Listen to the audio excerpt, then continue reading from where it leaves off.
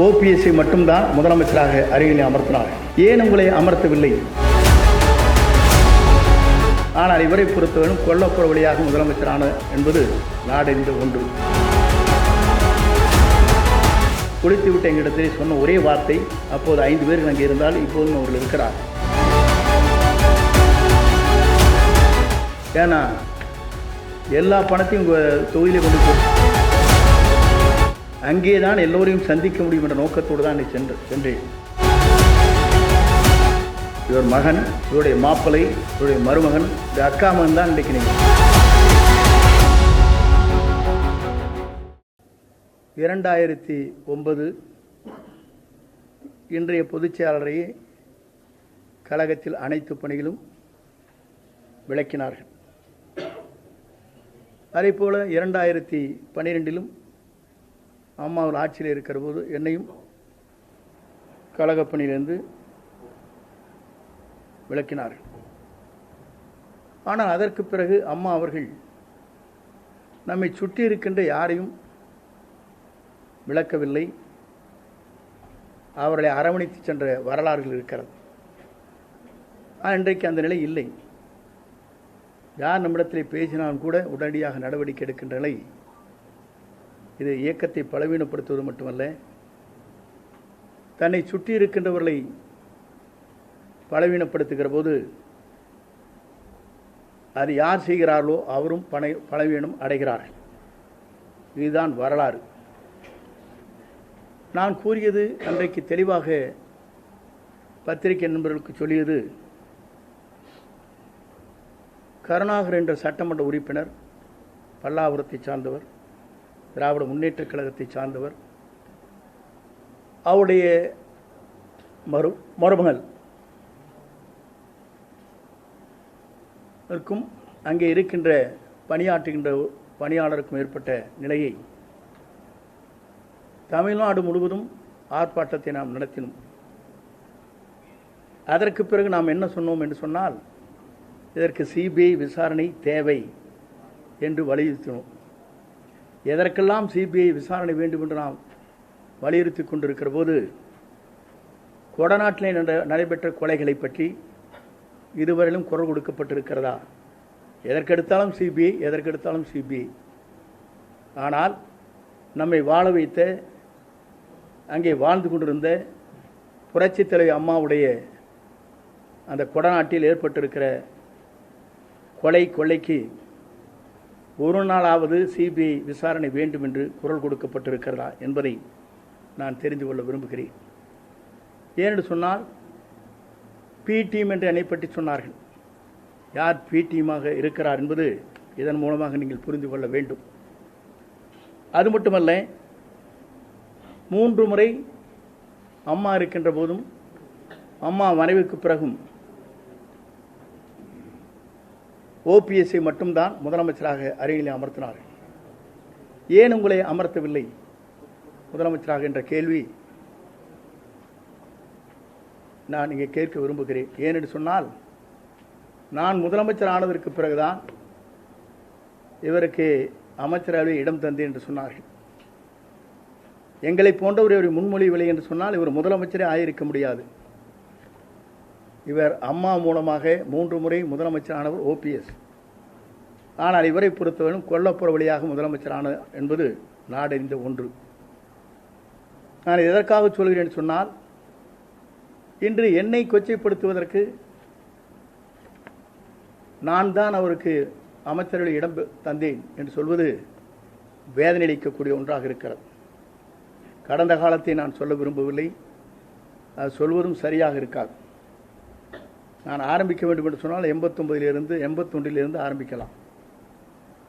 ஆனால் அதை நான் விரும்பவில்லை. ஏனென்று சொன்னால், ஒரு தகுதியான இடத்திற்கு வந்ததற்கு பிறகு ஒருவரை பற்றி விமர்சனம் செய்வது ஜனநாயக மரபாக இருக்காது. என்னை இவர் சொல்லியிருக்கிறார், இந்த தொகுதியை பொறுத்தவரை 45 ஆண்டு காலம் சிற்றரசை போல வாழ்ந்தாரை தவிர மக்களுக்கு எந்த பணியும் ஆற்றவில்லை என்று சொல்லியிருக்கிறார்.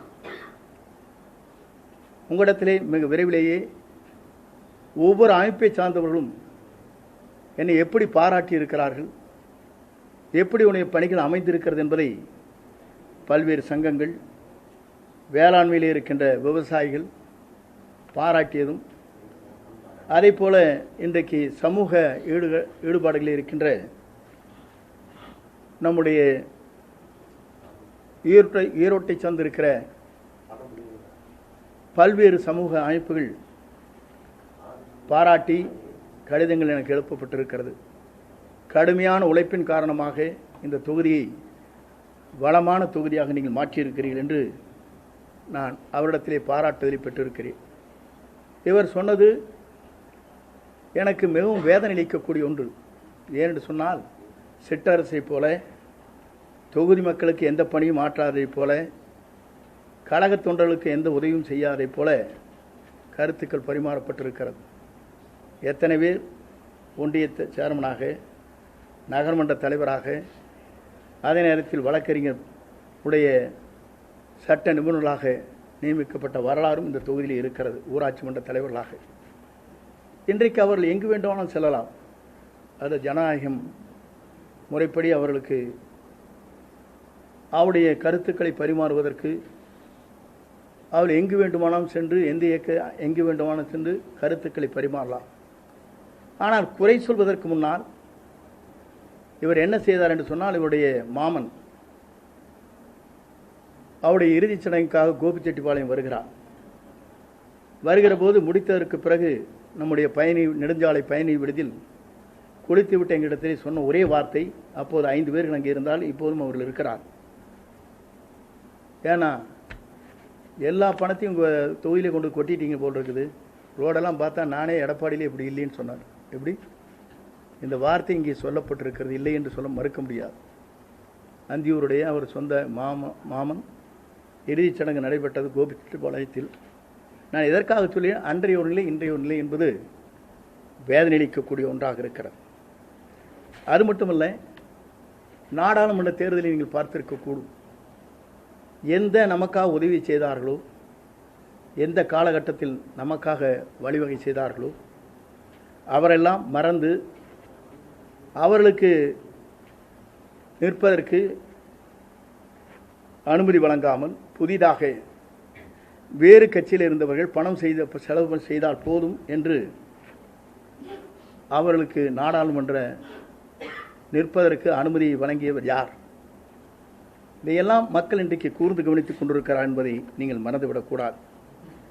நான் எதற்காக இதை சொல்கிறேன் சொன்னால், முதலே இவர் முதலமைச்சர் ஆவதற்கு வழிவகை செய்தவர் அன்றைய பொதுச் செயலாளர் சின்னம்மா சசிகலா அவர்கள். அவரை பற்றி கொச்சையாக பேசினார். நாங்கள்லாம் அவரிடத்தை சொன்னோம், அரசியல் நாகரிகம் என்பது நம்மை வளர்த்தவர்களே வளர்த்த கடா மார்பிளையை மாய்வதைப் போல பேசக்கூடாது என்று சொல்லியிருக்கிறேன். அது மட்டுமல்ல, அடுத்ததாக 18 பேர்கள் நமக்கு தேவைப்பட்டது. டிடிவியுடைய அந்த 18 சட்டமன்ற உறுப்பினர் நமக்கு உறுதுணையாக இருந்த காரணத்தின் அடிப்படையிலே தான் 122 பேர்கள் இன்று சட்டமன்ற பேரவையினுடைய தலைவர் முன்னால் ஒருமனதாக இவரை கொண்டு வருவதற்கு முயற்சிகள் மேற்கொண்டு அந்த பணிகள் நிறைவேற்றப்பட்டது. அதற்கு பிறகு டிடிவியுடைய 18 பேர்களையும் கழகத்திலிருந்து சட்டமன்ற உறுப்பினர் பதவியிலிருந்து நீக்கப்பட்டார்கள்.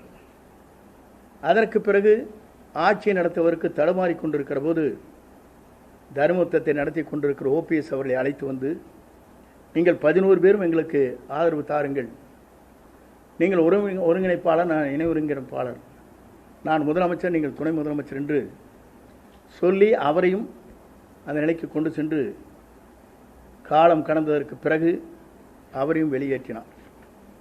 அதற்கு பிறகு நம்மை இன்றைக்கு அந்த அளவிற்கு 4 ஆண்டு காலம் ஆட்சி கட்டிலே அமர வைத்து நம்மை பாதுகாத்த பாரதிய ஜனதா கட்சிக்கு 2024 இந்தியாவே என்ன செய்ய போகிறது என்று தத்தளித்துக் கொண்டிருக்கிற நேரத்திலே தான் பாரத பிரதமர் நரேந்திர மோடி அவர்களை கொண்டு வர வேண்டும் என்ற நேரத்தில் அன்றைக்கு வாபஸ் பெற்றது மட்டுமல்ல, நான் இனிமேல் பாரதிய ஜனதா கட்சியோடு கூட்டணி இல்லை, இன்றும் இல்லை, 2016 இல்லை, 19 இல்லை, இல்லை 2026 இல்லை, 29 31 இல்லை என்று சொன்னார். சொல்லி முடித்துவிட்டு எந்த இயக்கம் இன்றைக்கு தமிழகத்திலே தடை செய்யப்பட்டிருக்கிற அந்த இயக்கத்திற்கு சென்று மதிலை தொப்பியை போட்டுக்கொண்டு உரையாற்றினார். இதெல்லாம் நாடறிந்த ஒன்று. இதெல்லாம் எதற்காக சொல்லுவேன் சொன்னால், நடந்த காலத்தை பற்றி சொல்ல வேண்டும் என்று சொன்னால் இதைவிட விமர்சனம் எங்களால் செய்ய முடியும். ஆகவே அதையெல்லாம் விட்டுவிட்டு நான் சிலவற்றை மட்டும் சொன்னேன். இன்றைக்கு கட்சியில் இருக்கிற முக்கிய பொறுப்பாளருக்கு இருக்கிற இந்த இயக்கத்திற்காக தங்களை அர்ப்பணித்துக் கொண்டிருக்கிற நிர்வாகிகளுக்கு இருக்கிற இடர்பாடுகள் என்ன என்று சொன்னால், 45 வயது உட்பட்டவர்கள் மட்டும்தான் பூத் கமிட்டியில் இருக்க வேண்டும் என்ற ஒரு நிலையை அவர் பிரகடனப்படுத்தினார். எல்லோரும் சொன்னோம், குறைந்தது கூடுதல் வயது இருந்தால் இந்த இயக்கத்திற்காக தங்களை அர்ப்பணித்துக் கொண்டு மக்களை அடையாளம் தெரிந்தவர்களையும் ஒரு 4 பேரை போட்டுக்கொள்ளலாம் என்று கூட கேட்டோம். இல்லை இல்லை, 45 வயதுக்கு உட்பட்டவர்கள் தான் இருக்க வேண்டும் சொன்னார். இந்த இயக்கத்திற்காக 1972 அம்மா காலத்திலிருந்து பல்வேறு பொறுப்புகளை வைத்துக் கொண்டிருக்கிற ஊராட்சி மன்ற, உள்ளாட்சித்துறை, கூட்டுறவுத்துறை, பல்வேறு துறைகளிலே பணியாற்றி கொண்டிருப்பவர்களுக்கு அந்த வாய்ப்பில்லை. இதை நான் எதற்காக சொல்லுவேன் சொன்னால், பூத் கமிட்டி என்பது 9 பேரை கொண்டிருக்கிற கமிட்டி. அதிலே ஒன்றும் போன முறை போடும்போது 57 பேர்கள் போட்டோம். இன்று முறை 9ஓடு சேர்ந்து 4 பேரையும் சேர்த்து போட்டிருக்கலாம், வயது வரம்பில்லாமல். அவர்தான் இந்த மக்களை சந்திக்க முடியும், மக்களை அடையாளம் காட்ட முடியும். அதையெல்லாம் நாங்கள் எடுத்து சொன்னோம். அதற்கு பிறகு இவருடைய நிலைகள் நாங்கள் எண்ணி பார்க்கின்ற போதுதான் ஒருவர் தன்னை சுற்றி இருக்கிற பலவீனப்படுத்துவது, அதன் மூலமாக அவர்களே பலவீனம் அடைகிறார்கள். அதுதான் வரலாறு.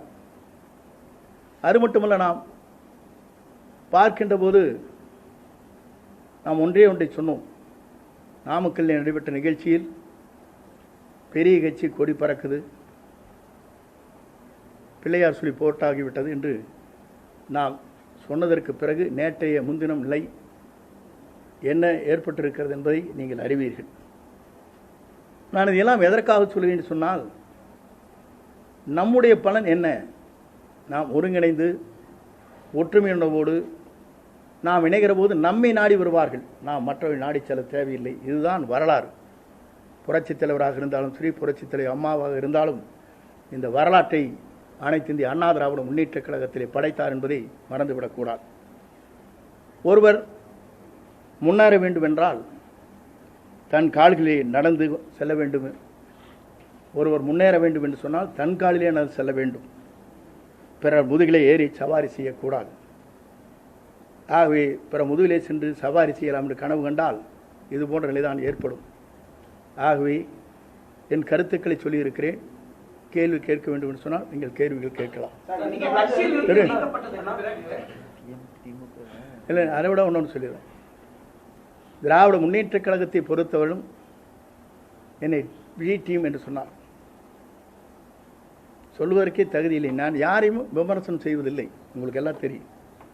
பத்திரிகை பல ஆண்டு காலமாக நீங்கள் பார்த்திருக்கக்கூடும். எந்த கட்சியாக இருந்தாலும், தனி மனிதனாக இருந்தாலும், என்னை பொறுத்தவரையிலும் கடுமையான விமர்சனத்தை நான் என்றைக்கும் செய்ததில்லை என்பதை நீங்கள் அறிவீர்கள். இவர் இந்த இயக்கம் சரியாக இருக்க வேண்டும் என்று நினைத்திருந்தால், சட்டமன்றத்தில் 42 நாட்கள் நடைபெறுகிற சட்டமன்றத்தில் அவருக்கு பின்னாலே நான் அமர்ந்து கொண்டிருக்கிறேன். ஒரு வார்த்தை திரும்பி என்ன குறை இருக்கிறது வாருங்கள் என்று அழைக்கப்படவில்லை. அது மட்டுமல்ல, இங்கே மேட்டுப்பாளையத்தில் முதல் கூட்டம் நடைபெறுகிற போதே இந்த வழியாக சென்று வரவேற்பையும் தந்தார்கள். அன்றைக்கும் அழைக்கப்படவில்லை. இதையெல்லாம் எதற்காக நினைவூட்டுகிறேன் என்று சொன்னால், இந்த இயக்கம் வலிமையாக இருக்க வேண்டும் என்று சொன்னால் கருத்துக்கள் பரிமாறுவது என்பது ஜனநாயக உரிமை. அந்த ஜனநாயக உரிமையை இன்று இவர்களால் இடர்படுகிறது என்று சொன்னால் எவ்வளவு வேதனை அளிக்கக்கூடிய ஒன்றாக இருக்கிறது என்பதை நான் இந்த நேரத்தில் சுட்டிக்காட்ட விரும்புகிறேன். அதை வருகின்றிருக்கிற பத்திரிகை நண்பர்களை பொறுத்தவரையிலும், என்னை பொறுத்தவரையிலும் இந்த இயக்கம் வலிமையாக இருக்க வேண்டும் என்பதுதான். இன்றைக்கி 14 பேர் நீக்கியிருக்காங்க. இன்றைக்கி 500-1000 பேர் வந்திருக்காங்க. எல்லாம் பட்டு பேரை போட்டிங்கன்னா வந்துடும், அதுவும் வந்துடும் நாளைக்கு. இப்படியே நீக்கி கொண்டிருந்தால் என்ன நிலை ஏற்படும்? எல்லாரும் நிர்வாகி தான் வந்திருக்கலாம், வெளியிருக்காங்க. அப்படி வருகிற போது நாளொரு மேனியும் பொழுதுமாக முழுநவு தேய்ந்து போய் அமாவாசை ஆகிவிடும். ஒரு இயக்கத்தை காக்க வேண்டும் என்று சொன்னால், ஒருவர் குரல் கொடுக்கிறார் என்று சொன்னால் அதற்கு என்ன காரணம் என்று பல நிர்வாகிகளை வைத்து பேசியிருக்க வேண்டும். அதையும் செய்யவில்லை. தானும் அதற்கு குரல் கொடுக்கவில்லை.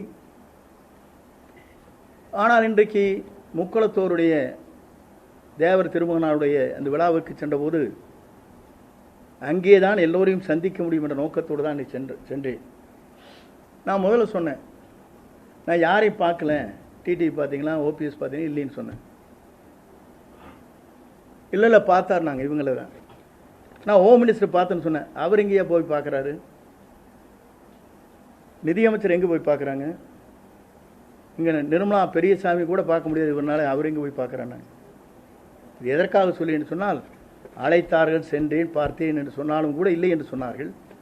பார்க்கவே இல்லை என்று சொன்னாலும் பார்த்தார் என்று சொன்னார்கள். இதுதான் அவர்களுக்கும் இருக்கிற முரண்பாடு என்பதை நான் தெரிவித்துக் கொள்கிறேன். அதோடு மட்டுமல்ல, இன்றைக்கு இவர் ஆட்சியை நடத்தவில்லை, இவர் கட்சியை நடத்துவதை காட்டிலும் இவர் மகன், இவருடைய மாப்பிள்ளை, இவருடைய மருமகன், இவருடைய அக்கா மகன் தான் இன்றைக்கு பல்வேறு கருத்துக்களை சொல்லி, உங்களுக்கு தெரியும், கால் உழுகிறது, போகிறது, நாளைக்கு பதவி எடுத்துன்னு சொன்னால் அவங்கள்ட்ட போய் நேசிக்கிறது, இதெல்லாம் உங்களுக்கு தெரியாத ஒன்றும் இல்லை. நான் சொல்லவே வேண்டியதில்லை. பத்திரிகை நண்பர்கள் எல்லோரும் நாள்தோறும் பார்த்து கொண்டிருக்கிறீர்கள். இந்த நிலை நீடித்து கொண்டிருக்கிறார். அப்படி என்றால் அந்த இயக்கத்திற்காக தியாகம் செய்தவர்கள், இந்த இயக்கமே உயிரென்று நேசித்தவர்கள், சாதாரண இந்த இயக்கத்தை பற்றி தெரியாத இடத்திலே சென்று மண்டியிட வேண்டிய காலம் இன்றைக்கு உருவாக்கப்பட்டிருக்கிறது என்பதை நான் இந்த நேரத்தில் தெரிவித்துக் கொள்கிறேன். நன்றி, வணக்கம்.